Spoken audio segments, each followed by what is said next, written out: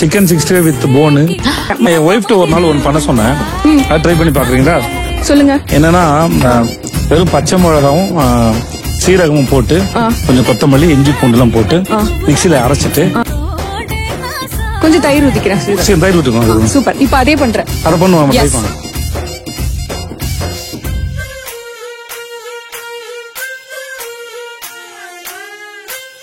அந்த மசாலா போட்டு ஊற வச்சுட்டோம். பச்சை கலர்ல வரும். ஆனா அது மாதிரி டேஸ்ட் நல்லா ஸ்பைசியா காரமா இருக்கும்.